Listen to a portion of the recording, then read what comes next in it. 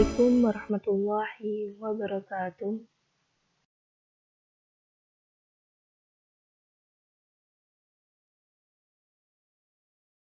Sebelumnya, perkenalkan terlebih dahulu, nama saya Fitrilia Nurmayunita, jurusan Pendidikan Agama Islam, Fakultas Tarbiyah dan Ilmu Keguruan, YIN Salatiga.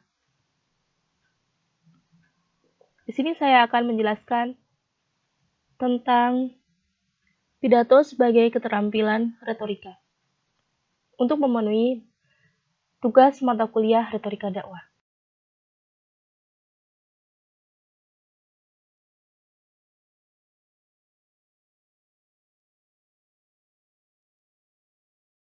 Baik, langsung saja, pidato atau berbicara di depan umum jauh berbeda dengan pembicaraan biasa dalam kehidupan sehari-hari.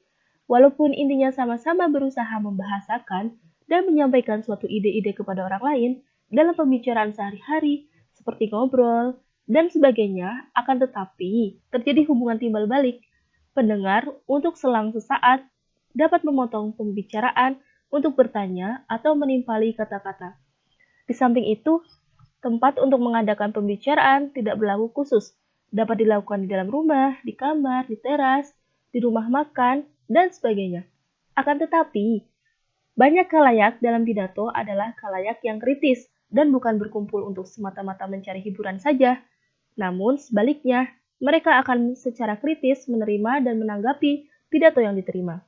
Oleh karena itu, pidato memerlukan metode dan teknik tertentu. Berbicara di muka umum bukan hanya sekedar membuka mulut dan berbicara saja. Banyak hal yang menyertai di samping itu, maka tidaklah keliru kalau berbicara di muka umum itu termasuk hal yang bersifat seni dan pada masa sekarang ini termasuk bagian ilmu pengetahuan. Poin yang selanjutnya yaitu macam-macam pidato. Ada 3 macam pidato. Yang pertama, pidato politik. Yang kedua, pidato forensik. Yang ketiga, pidato epidetik. Di sini saya akan menjelaskan macam-macam pidato tersebut.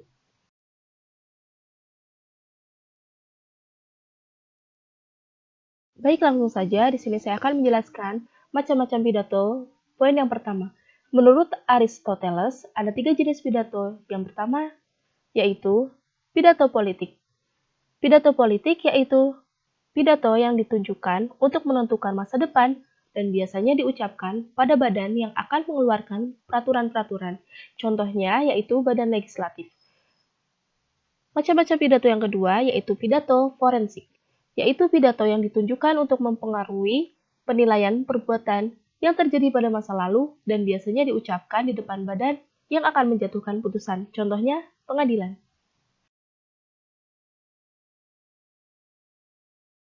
Macam-macam pidato yang terakhir yang ketiga yaitu pidato epidetik. Pidato epidetik yaitu pidato yang ditujukan untuk kejadian masa kini. Pidato ini merupakan pidato sambutan pada upacara tertentu.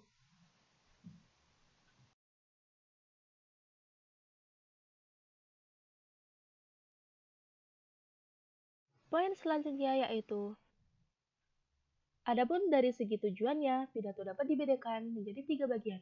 Yang pertama, pidato informatif. Yang kedua, pidato persuasif. Yang ketiga, pidato rekreatif. Pidato yang pertama yaitu pidato informatif, yaitu pidato yang bertujuan untuk menambah pengetahuan pendengar tentang persoalan yang dibicarakan. Yang kedua, pidato persuasif, yaitu pidato yang bertujuan agar pendengar mempercayai, mengikuti, dan melakukan sesuatu yang disampaikan pembicara atau agar pendengar terbakar semangat dan antusiasnya. Yang terakhir, yang ketiga, pidato rekreatif, yaitu pidato yang bertujuan untuk memberikan hiburan pada pendengar.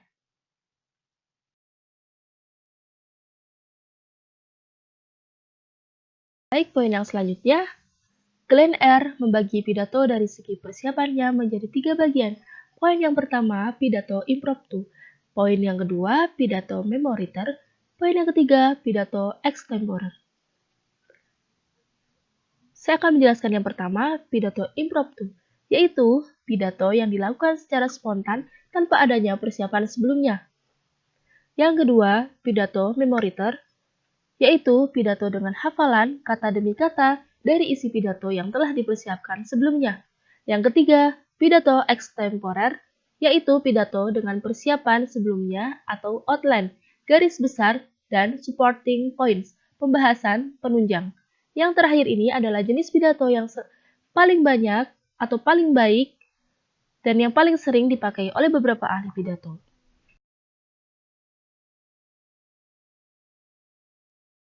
Pembahasan yang selanjutnya yaitu tentang gangguan-gangguan atau hambatan pidato. Dapat diuraikan sebagai berikut. Poin yang pertama, noise factor, atau disebut dengan faktor suara. Suara pidato dapat terganggu akibat suara-suara ramai atau suara keras lainnya yang masuk pada saat seseorang itu sedang melangsungkan pidatonya.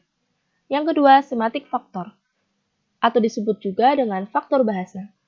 Pidato ada kalanya gagal karena persoalan bahasan pidato yang tidak dapat dimengerti atau dapat dimengerti tetapi dengan kesalahpahaman oleh pendengar.